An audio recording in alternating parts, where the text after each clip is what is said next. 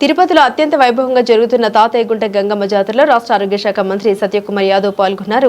శుక్రవారం ఉదయం ఆలయానికి చేరుకున్న ఆయన గంగమ్మ తల్లిని దర్శించుకుని మొక్కులు చెల్లించుకున్నారు. జాతర సంప్రదాయం ప్రకారం ప్రభుత్వం తరపున అమ్మవారికి పట్టు వస్త్రాలు, పసుపు కుంకుమలతో కూడిన సారెను మంత్రి సమర్పించారు.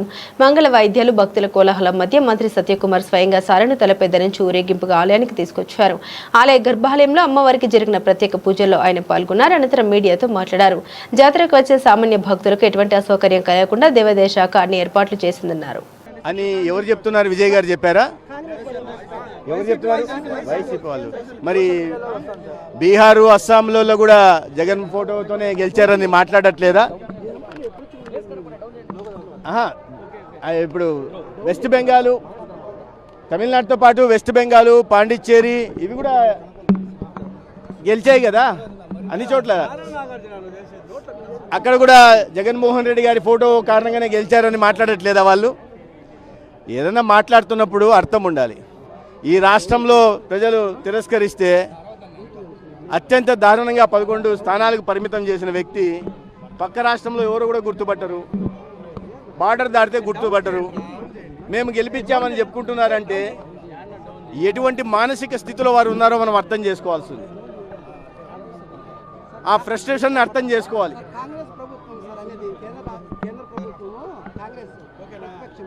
మీరు జగన్మోహన్ రెడ్డి ఫోటో పెట్టడం వల్ల టీవీకి గెలిచింది అని చెప్పుకుంటున్నారంటే దానికి నేను చెప్తున్నాను, సరే నవ్వులాట వాళ్ళకి మామూలు అయిపోయింది. కాంగ్రెస్ గురించి మాట్లాడితే కాంగ్రెస్ పార్టీకి ఇటువంటి వాటి మీద మాట్లాడే నైతిక హక్కే లేదు. ఈ దేశంలో దాదాపు 115 సార్లు ప్రెసిడెంట్ రూల్ తీసుకొచ్చి ప్రజాస్వామికమైన ప్రభుత్వాలని కూలదోసి వాళ్ళ ప్రభుత్వాన్ని ఏర్పాటు చేసుకున్న పార్టీ అది. మన రాష్ట్రంలో కూడా అనేక సార్లు ప్రభుత్వాన్ని కూలదోయడం ఉమ్మడి ఆంధ్రప్రదేశ్లో కూడా జరిగింది. అత్యంత మెజారిటీతో ప్రజల ఆదరణతో పార్టీ పెట్టి గెలిచిన అన్న ఎన్టీఆర్ గారి ప్రభుత్వాన్ని కూడా కేవలం తన ఈగోకు నచ్చినట్టుగా నడవలేదని, ప్రతిపక్ష పార్టీకి సంబంధించిన నాయకుడని అత్యంత దారుణంగా ఆనాడు ఎన్టీ రామారావు గారి ప్రభుత్వాన్ని కూల్చివేసిన వైనం కూడా మనం చూసాం. ఇవాళ రాజ్యాంగానికి విలువనిస్తూ ప్రజాస్వామ్యబద్ధంగా ఎన్నికలు నిర్వహిస్తూ ప్రజల ఆదరణతో ప్రభుత్వాన్ని ఏర్పాటు చేస్తుంటే కాంగ్రెస్ పార్టీకి కంటగింపుగా ఉంది. ఒక ఓటమి కాదు, 2 ఓటమి కాదు, వరుస ఓటమిలతో రాబోయే రోజుల్లో కాంగ్రెస్ పార్టీ అనేది కనుమరుగయ్యే పరిస్థితి దేశంలో కనిపిస్తూ ఉంది. దేశం మొత్తాన్ని పాలించిన పార్టీ, అన్ని రాష్ట్రాల్ని సంవత్సరాల పాటు పాలించిన పార్టీ ఇవాళ ఒక పారాసైట్ లాగా ఇతర పార్టీల మీద ఆధారపడుతూ 2 సీట్లకు 3 సీట్లకు పోటీ చేయాల్సిన దౌర్భాగ్యకర పరిస్థితి ఎందుకు వచ్చిందో ఆ పార్టీ నాయకత్వం ఒకసారి ఆత్మ విమర్శ చేసుకోవాల్సిన అవసరం ఉంది. ఆ పార్టీ నాయకుడు పదే పదే నాయకుడిగా ప్రమోట్ చేస్తాలని చూస్తున్నప్పటికి కూడా ఆయన నాయకుడిగా ఎదగలేని క్రమాన్ని ఎందుకని చెప్పి ఒకసారి ఆత్మవిమర్శ చేసుకుంటే రాబోయే రోజుల్లో కాంగ్రెస్ పార్టీ అక్కడో ఇక్కడో మిగిలి ఉంటుంది, 1, 2 సీట్లు వచ్చే అవకాశం ఉంటుంది. ఇవాళ అద్భుత పాలన చేస్తూ ప్రజల మన్ననలు కొంటూ మళ్ళీ అధికారంలోకి వస్తున్న నరేంద్ర మోడీ గారిని విమర్శించడం మాత్రమే పనిగా పెట్టుకోవడం కాకుండా ఒక బాధ్యతాయుతమ పార్టీగా వ్యవహరిస్తే వారికి రాబోయే రోజుల్లో మంచి జరుగుతుంది.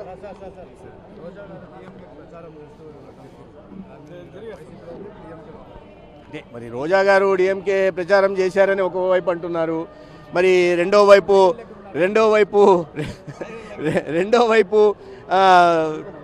విజయ్ గారు జగన్మోహన్ గారి ఫోటో పెట్టుకున్నారు కాబట్టి విజయ్ గారు గెలిచారంటున్నారు.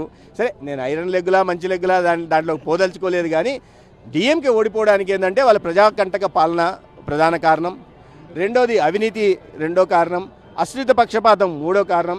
ఇవన్నీ అయితే మహిళలకి సాధికారత కల్పించడం కోసం నరేంద్ర మోడీ గారు ఈ మహిళా రిజర్వేషన్ను తీసుకొస్తుంటే దాన్ని అడ్డుకోవడం 4వ కారణం అయితే, 5వది జనాభా ప్రాతిపదికన డీలిమిటేషన్ చేస్తే దక్షిణాది రాష్ట్రాలకు నష్టం జరుగుతుంది. ప్రధానంగా తమిళనాడుకి కూడా 39 నుంచి సీట్లు 25కు పడిపోయే అవకాశం ఉంది. అట్లా కాకుండా అట్లా కాకుండా ఫ్లాట్ 50% ఫార్ములా తీసుకురావడం వల్ల 39 సీట్లు కాస్త 59 సీట్లు తెలంగాణకు అయ్యే అవకాశం ఉండేది. మన రాష్ట్రంలో కూడా 25 సీట్లు కాస్త 38 సీట్లు అయ్యే అవకాశం ఉంది. ఇటువంటి అద్భుత అవకాశాన్ని టోటల్గా దక్షిణాదిలో ఉంటున్న 129 స్థానాలు 195 అయ్యేవి. వాటిని అడ్డుకున్న కారణంగా ప్రజల్లో తీవ్రమైన ఆక్రోశం వచ్చింది.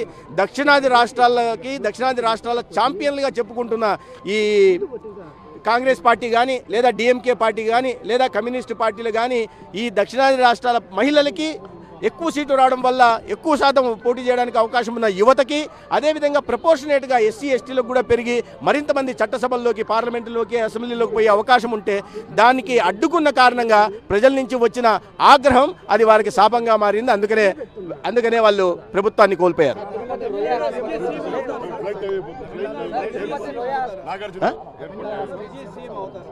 అది చెప్పలేము, అది నిర్ణయం తీసుకోవాల్సింది రాజ్యాంగం. ఆయనకు మెజారిటీ లేదు కాబట్టి చూసి అది గవర్నర్ గారు మాట్లాడుతున్నారు, చూడాలి మనం చూడమే.